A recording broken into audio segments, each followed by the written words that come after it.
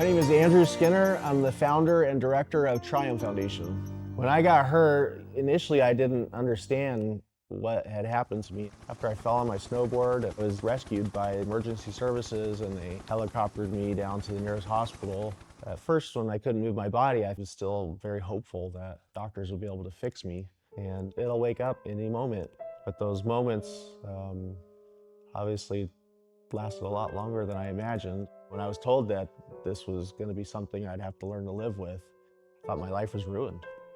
No one's prepared to be told that you'll be paralyzed for the rest of your life, and the challenge just seems insurmountable. So for someone when they're first injured, initially what they need the most is grace and patience and prayers. I've got a chair, I think, with your name on it. People need time to grieve, and people grieve differently. It's one thing for a doctor to come in and pretend like they're living through this or have some knowledge about it. When you have somebody that's actually been there and done that and lived through it, it's so meaningful to show you that you can still contribute and participate and ultimately find joy again. Redefining strength means finding power in yourself. Oftentimes people think of strength as muscles and physical ability, but real strength is the power of your soul, the power of your resilience. Did you go on the cruise yet? Yes, we did. How was it? It was fun. For one, I just had one hiccup where, you know how they merge the steel? Yeah. Well, my wheels got stuck and I flipped over.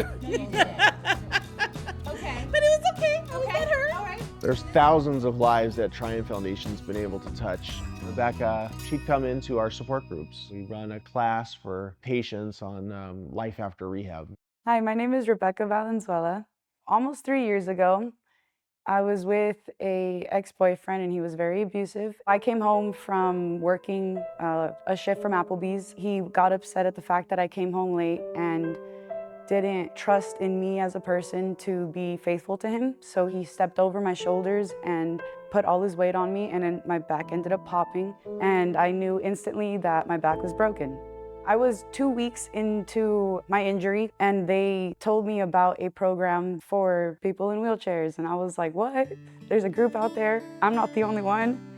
And I got to meet Dean, Anthony, and Andrew. I got to look around and there was a room full of smiling faces. I didn't think I was gonna have anything. I thought it was gonna be hard and I thought I was gonna have to do it on my own. And I didn't have to do anything on my own.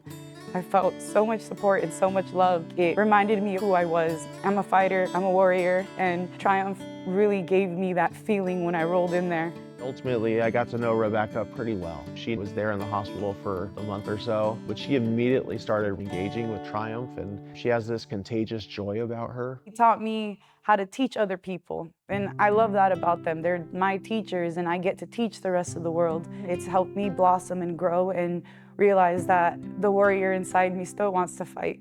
If it wasn't for Triumph, I wouldn't be where I'm at.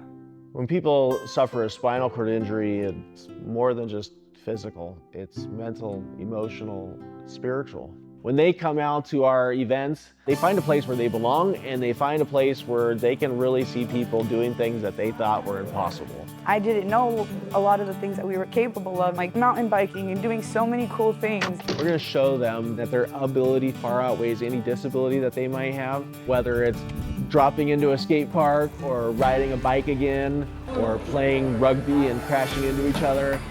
A father comes out and he brings his sons, and it's the first time that they're able to come out and play together again. That's the best part of our events, is finding something that you find joy and passion and purpose through. Triumph Foundation looks like we're this massive organization, but behind the scenes, we're just a small but mighty staff that's making it happen. And so donations make a direct and immediate impact. First thing it goes to is our care packs.